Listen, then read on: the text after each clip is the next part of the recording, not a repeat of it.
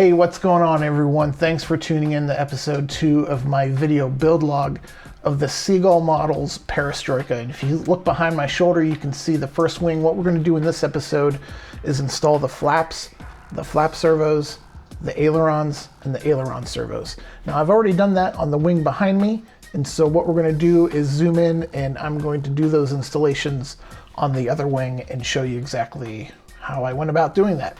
So for the third episode, we're going to do the landing gear, and I'm going to do the same thing. I'm going to install the landing gear, the mechanical landing gear and the servo, get that working right, figure out the best way to do it, and then I'm going to film myself doing it on the other wing for you guys to watch. So again, thanks for tuning in. Let's go ahead and zoom in and watch this install. So what I'm doing here is starting with the two-piece plastic flap hinges. They're not, the flaps on this plane are not your regular CA hinge. They're these two-piece plastic hinges, and the kit comes with a bunch of hardware, and part of that hardware are these pieces of fuel line tubing that you really do need for these hinges. You can see me putting it on the long piece there. I'm just using a pair of pliers to slide that fuel tubing over. And when we get to assembling these hinges and you put the small piece in, if you do it before the fuel tubing, you'll see that if these things move without some sort of something securing them, they will fall apart. But with the fuel tubing, it works out pretty well. And there you can see how they go together, and just slide that up and they're nice and secure. I only assembled 2 here on camera. I did the first one before I started filming, so that's why you only see me doing 2 here.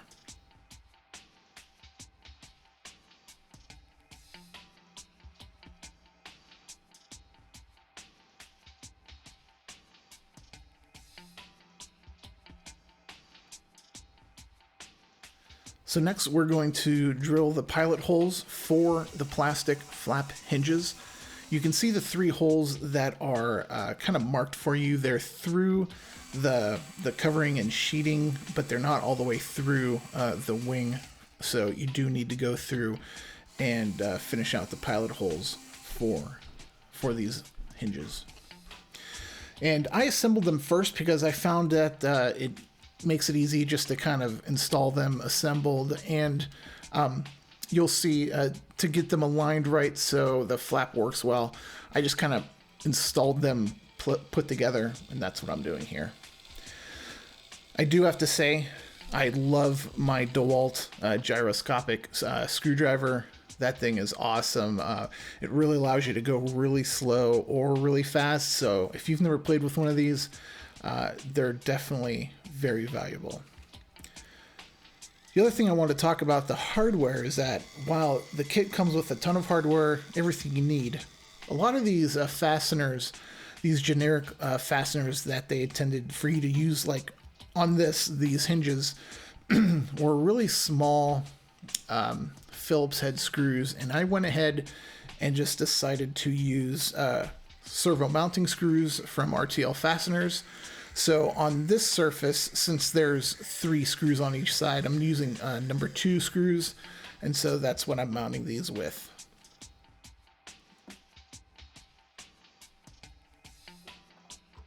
So in an attempt to make sure these hinges are straight 90 degrees from the bottom or the rear of the flap, I just use my little square there, and I'm tightening down that top hinge to get it to stick before we go ahead and drill the other side of into the flap itself.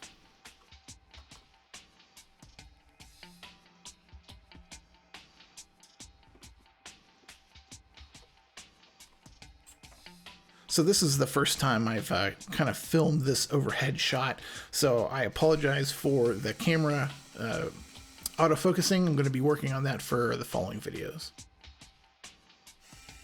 So here I'm just drilling the pilot holes for the flap hinge into the flap itself.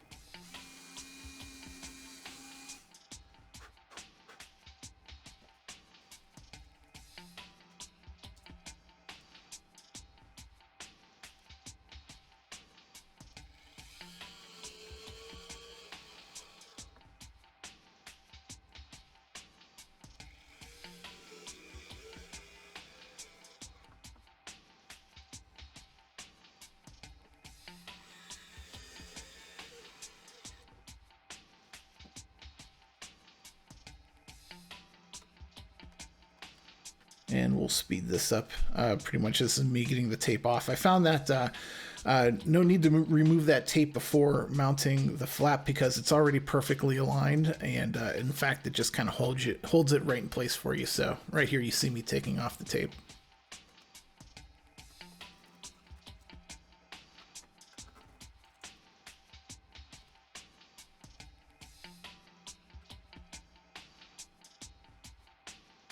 While I'm taking this tape off, I just wanted to talk about the correction from episode 1. I believe I said that Checkmate last raced in 2006, and the 6 was right. I saw the 6 in my mind, but the real date is with the Reno races in 2016. So that was a mistake on my part. So here we see the flap moving now with the one screw. Nothing's really tight right now, but I just kind of wanted to, make sure that we had the full motion that we needed. The manual calls for 40 millimeters of throw for the flaps, so that's looks like we're good. So here I'm drilling the pilot holes for the rest of the flap hinges. And in fact, after doing the first wing, actually, right as I'm drilling this, I'm kind of also looking over my shoulder at my bag of RTL fastener screws, and I noticed I'm a little short. So when we get to the flap, you'll see that I only drill one hole of the 2. That's because I'm actually short 3 screws.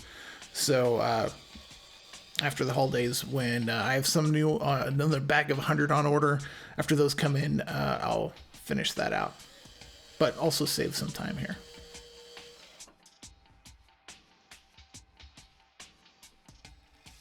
So a lot of screws, that's why it seems like a rather simple install, a lot of drilling, a lot of fastening, but this is the process for mounting the flap. And after this, we'll start working on the servos.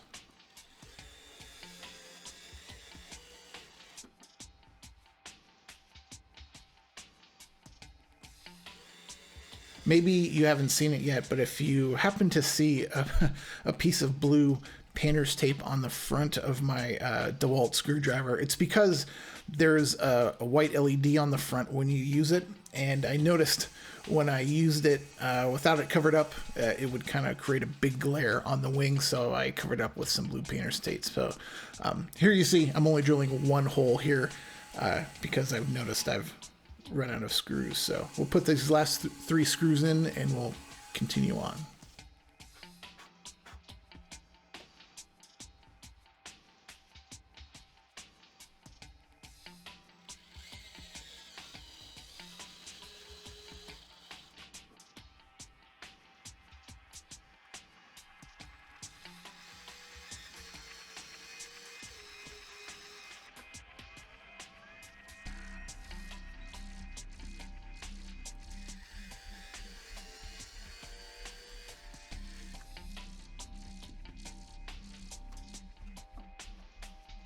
There we go. Flap is good. Blow out some of that sawdust. Let's go to the next step.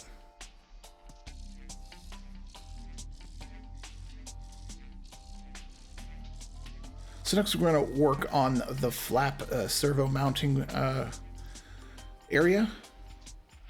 So I always find with these that this last piece of tape I pull from the wing itself, and so then I have a little tab to pull the whole thing out.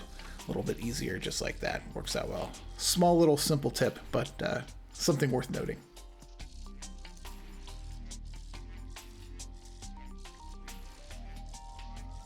Here's the high-tech servo we'll be using.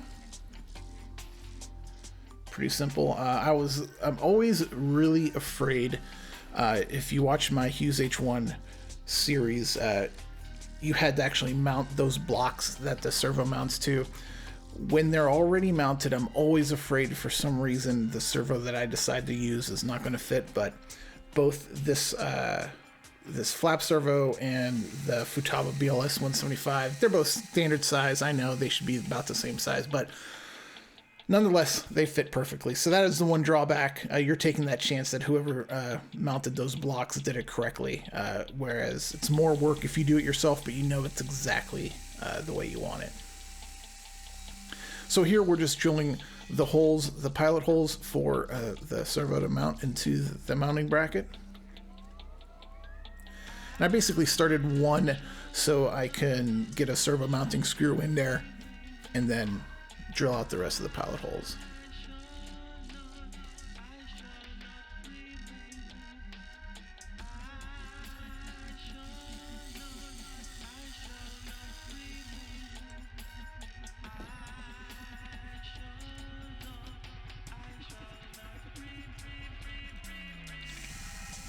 This might look a little awkward. I wanted to do this in front of the camera. Obviously, normally I wouldn't be doing this over top my wing. So you see all the sawdust going down, and I'd probably secure it a little bit better. But in efforts to kind of just show this, I'm doing it in an awkward position. So keep that in mind. Don't judge on how I'm drilling.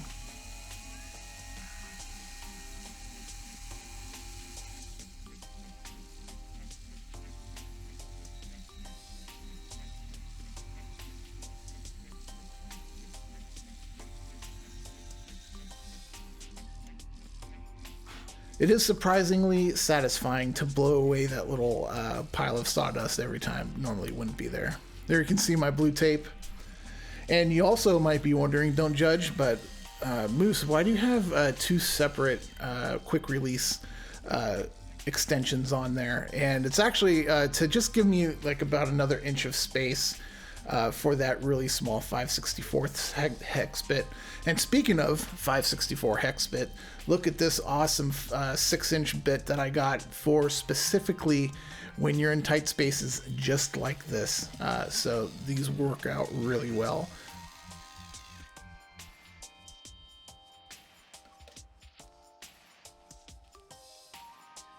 So again, that's I think it's a 6-inch 5/64 hex bit, and specifically for 5/64 is that magic number if you love using these servo screws like I do. So I have a ton of those, and finally was like, I need a really long one. So what I'm doing here is just a little sharp punch. What I do from behind, I poke a hole in the covering when the pilot holes are already there. And so if you turn it around, now you can see where those holes are. You're going to drill through them anyway, but just kind of set it up so you have a place to put your drill bit.